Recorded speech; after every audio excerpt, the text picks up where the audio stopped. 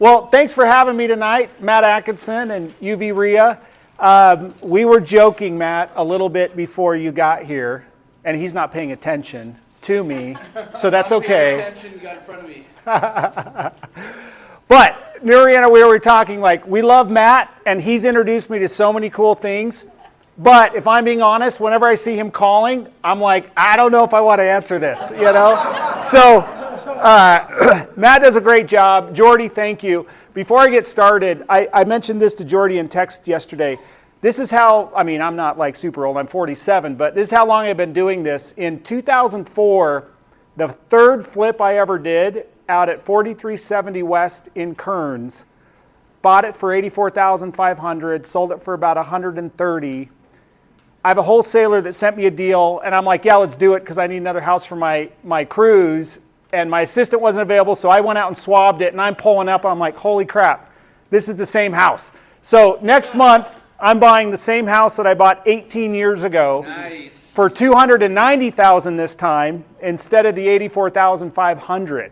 So it is kind of cool to see, like 400 plus flips later, I'm back in the same Kearns neighborhood doing it again. So the other benefits of coming to the RIAs, just to kind of plug local networking and the RIAs, I might be missing somebody, but Jordy and I own a 5-plex and have momentum on other things together because I met Jordy at the RIAs and created a relationship. Adam Hall, who's back there, we're on our third development together, and it's all because of meeting him and his brother Jared at the RIAs. So if you learn nothing else tonight, at least take a minute and get to know someone here that you don't know, because who knows, you may be doing a deal with them. So I'm going to talk about numbers and how to adjust in today's market. Some of you I know have been around forever, so I hope some of this isn't super elementary, but the more that I reflected on this, it's like going back to the basics. Like, I think a lot of us got caught up in the last little bit on this wave of like you could do nothing wrong. You don't really need to analyze things that much.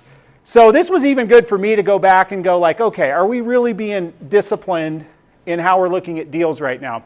So quick about me, Jordy mentioned it. My game's hard money lending, fix and flip, buy and hold stuff will ultimately be the path to the greatest amount of wealth. And then I have a little real estate brokerage, which makes me laugh more than anything. I'm not quite sure why I have it sometimes, but it's cool.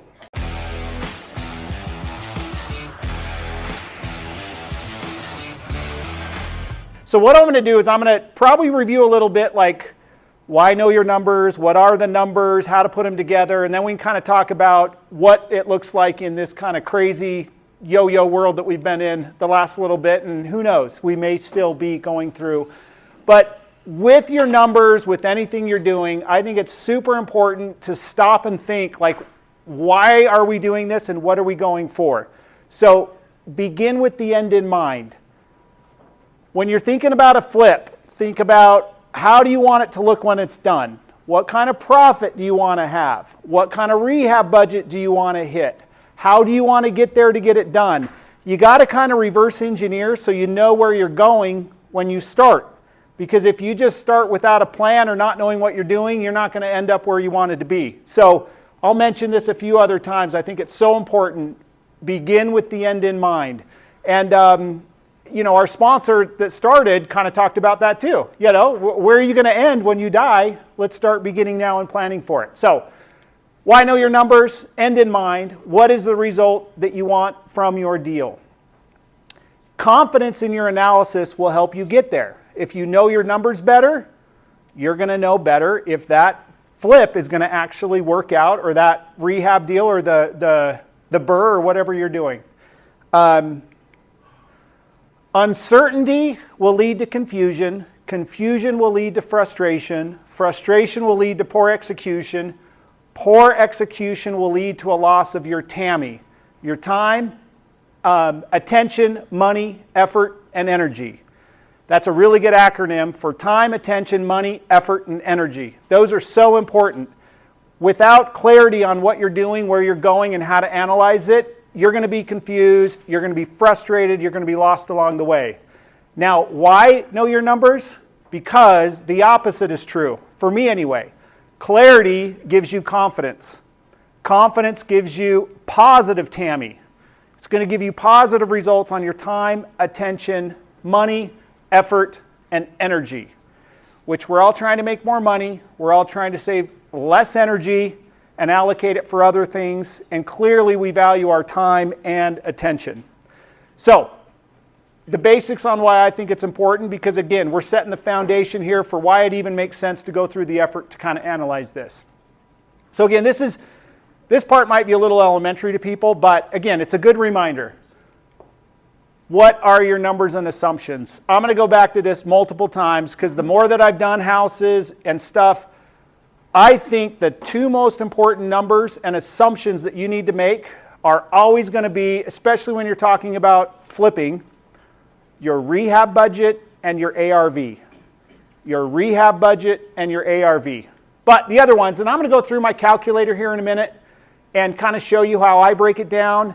There's a gazillion calculators that you can use, and it doesn't really matter, in my opinion, which one you use, as long as you're aware of what assumptions you're putting in and how to do it by hand so that then you can rely on your calculator. I see so many people mess up all the time because they're unrealistic about the reality of what assumptions they're making. And because they drive your pro forma and your projection, and then sometimes it's no wonder why people lose money on deals, even if the market goes the way it's supposed to go, is because you're off on your assumptions one way or another. So what are some of those? These should be obvious to most people. But before I start, who here has maybe never done a deal? Okay, this is great. So when I say maybe this is new to some and maybe elementary to others, this is all good because we can review and then maybe learn for the first time. So your financing costs are clearly an assumption. It could be zero if you have cash. It could be a lot more expensive if you're borrowing hard money, or somewhere in between. Your purchase price, clearly you got to know what you're buying it for and if that makes sense. Your sales costs, and I can email these slides out later if to the list if it's easier instead of taking photos. Your sales costs. You might have some buying costs or some sales costs, realtor fees to list it. Maybe you even have to pay a wholesale fee. You got to account for that stuff. Utilities and insurance. Those often go overlooked. They're usually a small piece to the puzzle, but they add up. I'm flipping a condo up in Park City, and that thing is costing me $1,000 a month to hold because of the stupid HOA fees. So like those are real costs after 6 months. That's an extra $6,000 that honestly I didn't really budget probably. Profit, is profit important? Does anybody value doing what they're doing, right? And then concessions. Who's seeing concessions come back into play in offers right now? Who saw concessions a year and a half ago? It was like the opposite of concessions. It was like, how much more do you want to pay for the deal, right? So, and finally again, you got to know your ARV and your rehab numbers. Who here is an agent or has access to the MLS? Who here doesn't? So you guys, if you're flipping, you really trust one of these other people in the room that can evaluate comps. Maybe it's just me. I'm a little bit of a control freak, but I like driving my own car when it comes to like knowing and being comfortable with values. So I'd suggest you figure out a way to get on the MLS and understand the comps for yourself if you can. Okay, non-numbered numbers. This is also overlooked a lot. Know your numbers as far as numbers is important, but sometimes this is even more important than knowing your numbers. For example, who's here ever done a larger remodel and maybe month 2 or 3 is getting really pissed at a contractor or someone else because they don't have their permit ready? Or maybe they get red tagged by the city and they have to get shut down. All that is a time delay and an interest cost that if you thought about the end in mind first, you would have planned ahead of time to know what is involved to make that happen. So floor plans. Sometimes you need floor plans to draft a permit, or you need floor plans to show your contractors so they're not wasting time. All of this stuff should be thought through ahead of time. And sometimes we have the tendency to just be like, yeah, you're so excited, let's go, go, go. But it's going to delay you.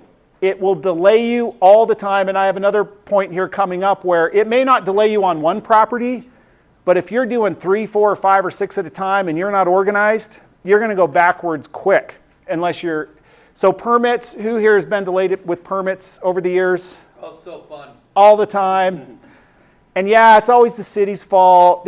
But you know what? I think most times it's just lack of preparation. You're trying to cut corners.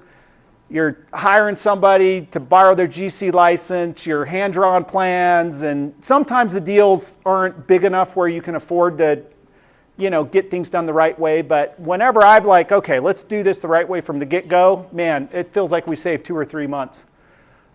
Game plan, this is also big. Who's doing what and when? Do you ever think about ahead of time, okay, what framers are we going to use? Who's the tile guy this time? Let them know ahead of time so they can kind of take ownership of the project before they start.